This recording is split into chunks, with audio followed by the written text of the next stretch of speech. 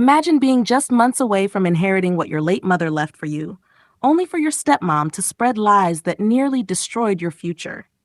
This is the story of how my stepmother tried to steal everything from me, and how I turned the tables. My name is Ryan, I'm 20 years old, and my life has been anything but simple. My mom passed away when I was 12. Before she died, she made sure I'd be financially secure. She set up a trust fund that I could access at 21. It wasn't millions, but it was enough to pay for college, buy a home, and start life on my own terms. After she passed, my dad remarried quickly.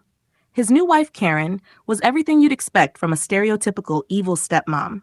She was manipulative, cold, and only cared about money. I always kept my distance, but she worked hard to make herself the center of my dad's world. Over the years, Karen never missed a chance to undermine me. She'd tell my dad I was lazy, or ungrateful, or just like my mom in the worst ways. I thought I could ignore her, but when my 21st birthday got closer, things escalated. 2 months before my birthday, my dad called me into the living room. His face was pale, and Karen sat there fake crying like she was in a soap opera. Dad looked at me and said, "Ryan, Karen told me you hurt her. She says you've been violent when I'm not around. I can't believe this." I was stunned. Hurt her? I had never even raised my voice at her, let alone touched her. But Karen kept up the act, dabbing her eyes with a tissue, saying, "I just don't feel safe with him here. What if he does it again?" And my dad, he believed her. He told me I needed to move out immediately. He even threatened to cut me off if I didn't get help. I couldn't believe my own father thought I was capable of that.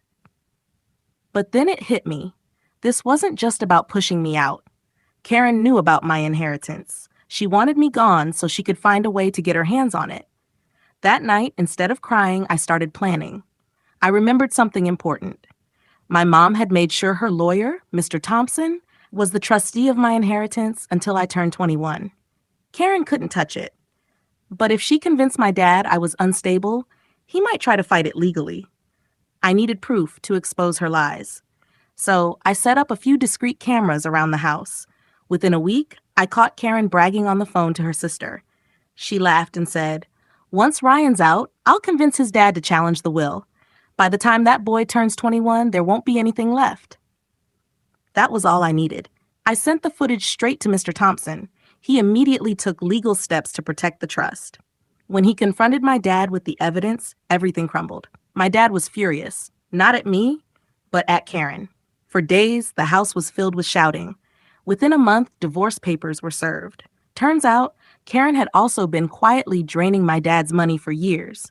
As for me, I moved in with a close friend until my birthday.